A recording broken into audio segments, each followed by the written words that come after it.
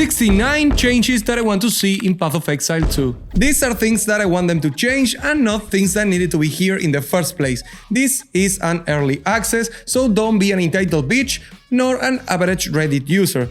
And sorry for my voice, New Year was really rough. So here we go. Number 1 will be to zoom out on the atlas and add a search function. Number 2 will be better indicators for monster rarity outside of life bars. And number 3 we have a timer indicator over the monster's life to show how much time left he is stunned, electrocuted or frozen. Number 4, the drowned city zone should be cut in half, at least. Number 5 will be that life is too scarce, so balance life and energy shield and reevaluate the concept of not having life on the tree. Hello! So, number 6, we have movement speed as an implicit on boots. Movement speed as a prefix should only roll up to 10%, so you can add some extra value on a good roll item, but not a mandatory mod. And speaking of mandatory mods, we have number 7. You have 5 perfect rolls on an item and it doesn't have the plus something to level of all skill gems and it's just worthless. Maybe not worthless, but almost. And that's terrible. So these mods needs some revisioning. It could be maybe lowering the value range, maybe the skill level and scaling, or just removing it completely. I don't know, it doesn't seem fun to have a really good item with a mod that is not there and the item is absolutely trash. Okay, so number 8, we have movement speed on monsters in general should be slightly adjusted, yep. And some are even faster than in Path of Exile 1. Yes, they are fucking flash and we are really slow and we don't have any movement skill, so they should be slow. They should be at least slower than they are right now. Number 9 is maybe reduced a little bit of the pack size on the Dreadnought zone.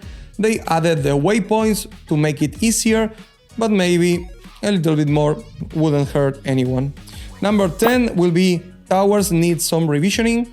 These maps are void of all meaningful content. They function as a time tax at the moment and waystones serves no purpose on them.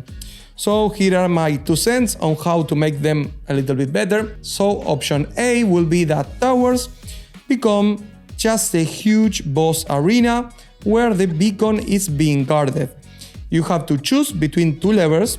One will reveal the map further and other will influence the map surrounding it like a precursor tablet, but random. Option B will be that towers are no longer a map and they are just an interactable interface on the atlas which you just click and that's it. I will prefer option A, to be honest. And in number 11 we have influence of towers should prioritize to some extent maps surrounding them when you use a precursor tablet. Number 12 will be that life bars should stay on the screen for rares until they die or until you hit another monster with the same or higher rarity. Number 13, if your party member dies on the Trial of Chaos, you can sacrifice all rewards up to that point to revive him if you manage to clear the running trial. It will make this trial more viable and fun for party play. On number 14, spirit cost needs some revision overall. I think some costs are too high and some are too low. Number 15, be able to destroy a socketed rune by using a different one on top. Maybe soul cores could be permanent like they are now, or maybe not. Number 16 will be reduced on death effects. Oh my god, there's so many on-death effects on Path of Exile 2. Like, Path of Exile 1 is shy in the corner. Like, every single monster drops another skill on the ground that would actually one-shot you. Every time I drop an item, I wait for 2 seconds and then I pick up the item. And that is now that I'm running with another character which doesn't have CI.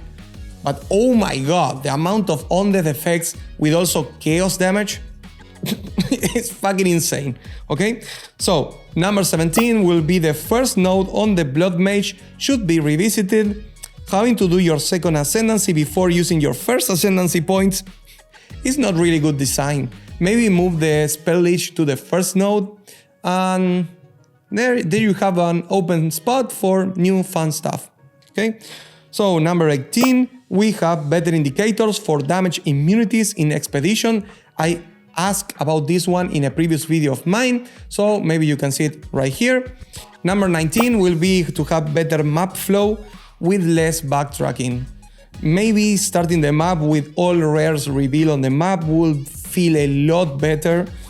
And another less exploitable idea is to reveal the location of the closest rare after each kill, and death zones right now are not really a problem because I think they are gonna be filled with future content, so I don't worry too much about those. What I do want though is number 20, which is to have less web-like layouts of maps. Add more open spaces, linear zones. Maybe when Act 4 to 6 are revealed, we'll get better layouts. Who knows? Number 21, increase the base light radius in order to widen the revealing radius of the Fog of War on the minimap. This is actually really good to traverse the map and not having to go to the edges of the screen every single time just to make sure that you don't have an open space over there. So, number 22, there is a bug where implicits, sockets and item skills are not showing while you link the item on the chat. Hopefully this will get fixed. Number 23, we need some stash tabs to be implemented as fast as possible.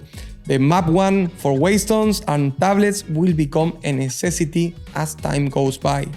Also, maybe increase the number of gems on your gem tab list. Number 24 will be that the Flask change of having only one for life and one for mana was actually a great change. I like it. But on certain builds, they become a waste of design space. If you play Energy Shield or CI, your Life Flask has no use. If you play as a Blood Mage or Infernalist, your Mana Flask maybe has no use also. In Path of Exile 1 this is not a problem because we have utility flasks, so having more flask options in the future without adding more slots obviously could be a really good solution. Number 25 will be reforging 3 items should be doable with items of different rarities, with the outcome being based on the highest or maybe the lowest rarity of the 3. It could also be random. Number 26 will be that a stun's threshold should be based on life and energy shield by default based on which one is higher. Number 27 will be that 95% of all uniques, in my humble opinion, should be designed for endgame use and not for leveling. Build-enabled mechanics will always be more valuable and interesting and fun than faster campaign. Number 28 will be adding more interesting nodes on the tree. They are a little bland at the moment. Number 29, if the Atlas is infinite, all failed maps should autocomplete. Running empty maps feels like a waste of time, even if they are not to some extent. Feel should always be an important metric. Number 30, the current animations for killing rares and unique monsters on your Atlas are a little bit counterintuitive gameplay-wise. That cleansing of the corruption looks and feels way too similar to on-death effects. So that's a no-no. Number 31, elemental penetration and exposure needs a revision, I think. Having two mechanics so close to each other in terms of functionality and utility makes me think fusing those together could be a good decision to lower the complexity without really sacrificing anything of value. One goes negative, the other not, but one goes first. There's no need. Number 32 will be to add a button to hide unused and auto attacks slots on your skill window. Number 33 is to add an indicator for monster ailment threshold. Number 34, we need more information displayed on the character sheet. Like for example, chance to ignite with a skill is something that comes to mind. Number 35 will be to give excavated chest on expedition better visual clarity. Maybe adding some different font, color or border will help to differentiate them from any other item on the floor. And on a similar topic is number 36, flags and chest marks blend too well with the environment, becoming hard to spot very quickly. On number 37, speaking of blending too well with the environment, we have ground effects. Those needs to pop more on the floor. That chaos dot in the forest area where you fight the Chimera is one that comes to mind. Number 38, I laugh on CI, but chaos damage is everywhere on maps. It's been tuned down since I started to make this video, but maybe a little bit more in the future, at least for early maps. It's everywhere. Number 39, loading times when you open the map interface, it's way too long. I don't know if this is a bug. Maybe we are loading the map of every single player on the zone. I'm not gonna play the joke. You know the joke.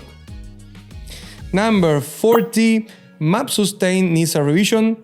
Having to allocate all your Atlas points into Waystone drop, as well as looking everywhere for bosses just to progress a little bit more on your Atlas, should not be your only choice. Number 41 will be to be able to hold the Alt button over the monster's mods on the life bar to check what they do.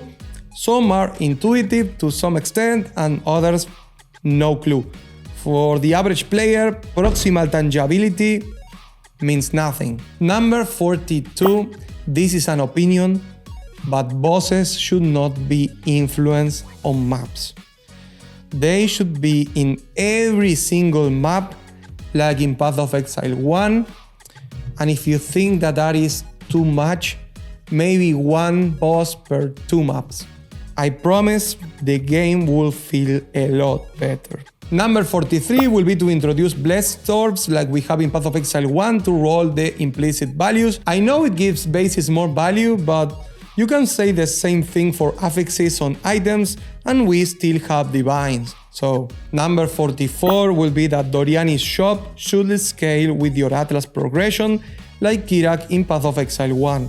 Right now, it's just there to give you a way out if you don't have any waystones. Maybe that's just by design, who knows? I feel like it should be changed. Number 45 will be to add more interesting events and rewards on the map, like the one which gives you gold. Chasing this on the Atlas like we do on Delve in Path of Exile 1 is really cool.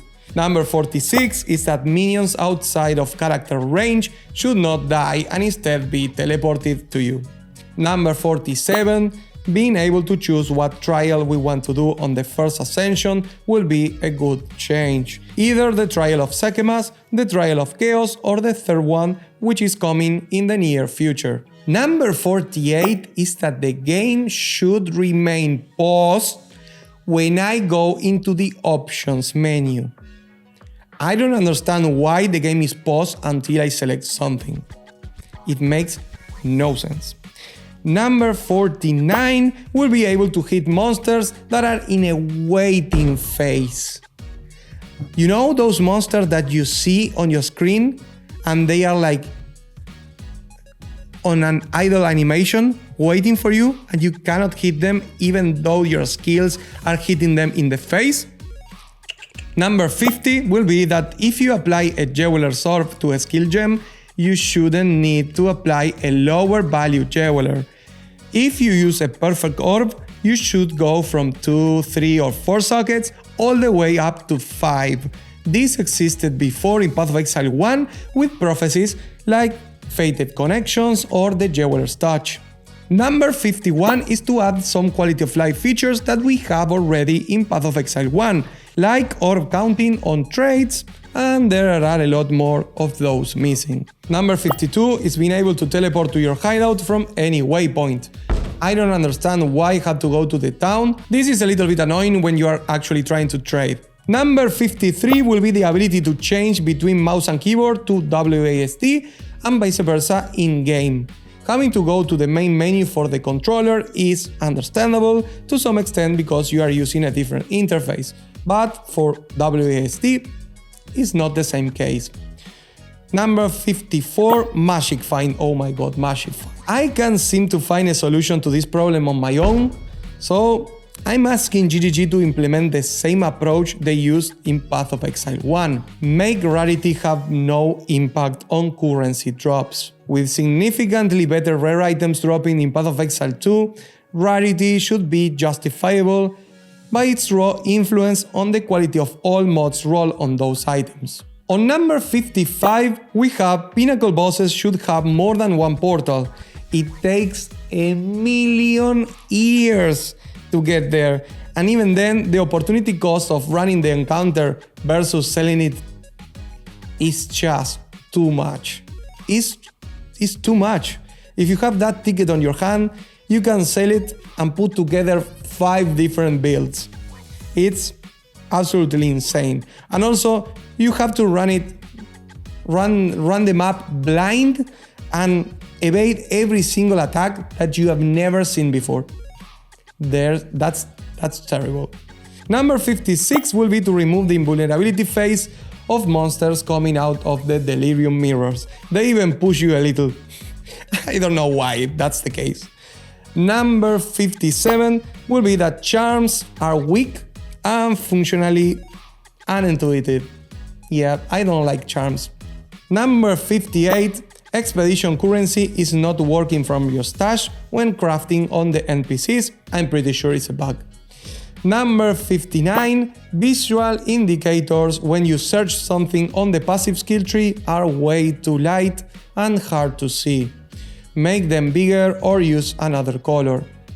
Number 60, honor scaling on Sekhemas needs a revision. There is a boon called Fountain of Youth, for example, that restores 40 of your honor when you venerate a Maraketh shrine. And this makes absolutely no sense when I'm running like with 12,000 honor. 40 honor, really, it's useless. Also, the amount of honor you get when you are on those restoration shrines is not the amount that is displayed. Maybe it says 150 honor restored and you get like 300 or 500. Number 61, speaking of Sekhemas, I feel like having some difficult mods to run are interesting, reasonable and even challenging, like having monsters with 75% more life, 350% chance to crit, monsters cannot be slow or stunned, and even having 70% less recovery rate. I understand, but for me, it will never be okay to have mods that completely break builds, like the one which remove all your ES. This is not a super weird and niche build created around 100 different conversions and interactions that now doesn't work. Energy Shield is common as life, and in Path of Exile 2 it is even more common than life.